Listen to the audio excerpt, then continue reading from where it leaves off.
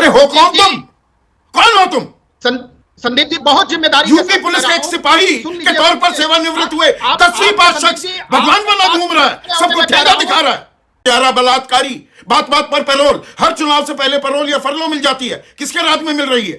साथियों, आज के दौर में जहां पत्रकारिता बिल्कुल दम तोड़ चुकी है, गोदी पत्रकार ज्यादा हो चुके हैं, वहीं कुछ पत्रकार ऐसे भी हैं जो आज भी निष्पक्ष पत्रकारिता करते हैं। उनमें से ही एक संदीप चौधरी भी हैं जो कि सरकार से सवाल पूछते हैं। आज की डिबेट में आप देखेंगे कि बाबा के मुद्दे पर सौरभ मालवीय को उन्होंने उधेड़ के रख दिया है।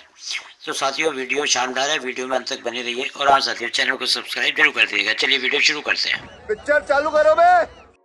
अच्छी तरह सुनिए, धमाका है ये। सरकार के इकबाल का सवाल भी आ जाता है सौरभ, राजधर्म की बात आती है। राजधर्म का पालन किया जा रहा है क्या?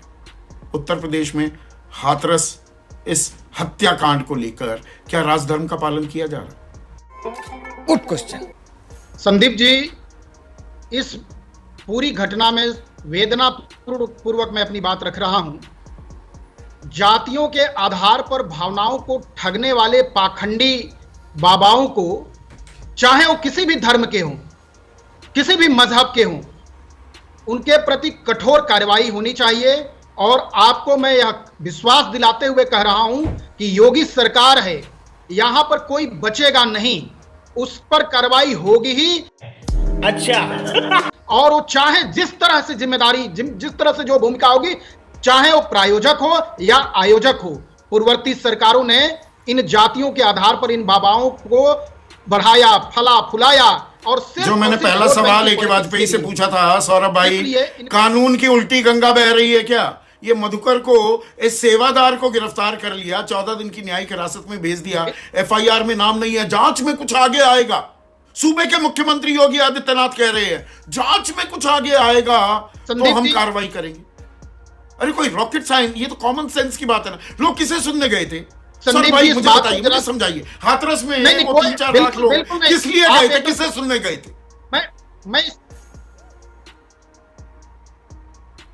मैं वही उसी बात को कह रहा हूं, मैं आपके साथ खड़ा हूं इस मुद्दे पर। मैं कह रहा हूं कि जातियों के आधार पर इन लोग, ये भोले भाले लोगों का ये जो उनके साथ खिलवाड़ कर रहे हैं, ये बक्से नहीं जाएंगे, इन पर कार्रवाई होगी। लेकिन इसके पीछे कौन है? तो इसके पीछे प्रायोजक हैं, आयोजक ही नहीं है। अभी बहुत सारी चीजें परत दर परत आने वाली हैं। पूर्ववर्ती सरकारों का इतिहास, लाल बत्ती किसने दिया?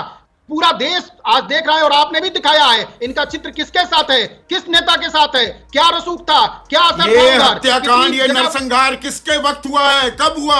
2 जुलाई 2024 में सरकार किसकी थी? कार्रवाई कौन करेगा? इतना दुस्साहस इस भोले बाबा का। वो कहता है कि 2 जुलाई की घटना के बाद बहुत ही व्यथित है।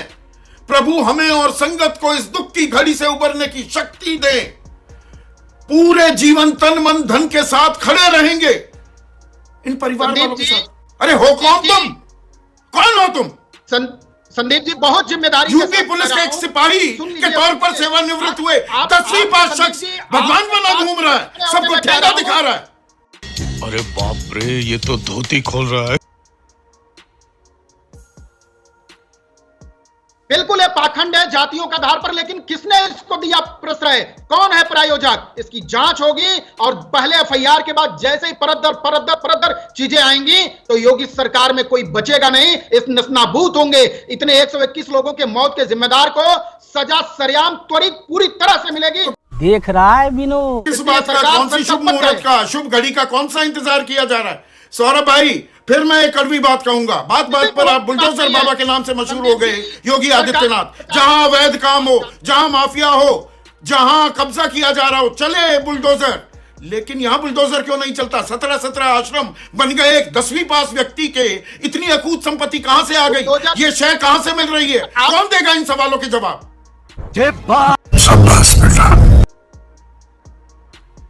2017 से सरकार किसकी है यूपी में? आप हमेशा अतीत में चले जाते हैं हर बात पर। यही बात मैं आपसे कहना चाह रहा था, यही बात। बिल्कुल संदीप जी, इसी बात को मैं आपसे कहना चाह रहा था कि पूर्ववर्ती सरकारों में और कांग्रेस के और अन्य दलों का चरित्र ही यही है कि उस पर भी राजनीति करना, मौत पर भी राजनीति करना। पूर्ववर्ती सरकारों ने इसको फला फुला पूरा बहार दिया और अब परत दर परत प्रायोजक की बात जब उभर के आ रही है तो देखिएगा कहां से कहां मिल जाएगा, यही बुलडोजर चलेगा, यही सरकार की। वो सवाल तो मैं समाजवादी पार्टी से पूछूंगा, लेकिन जो आप अतीत में घुस जाते हैं बात बात में, सौरभ मालवीय साहब, ये गुरमीत राम रहीम महाराज अपने आप को महाराज कहता घूमता है, हत्यारा, बलात्कारी, बात बात पर पैरोल, हर चुनाव से पहले पैरोल या फरलो मिल जाती है। किसके राज में मिल रही है? आप बोल, इसका जवाब देंगे।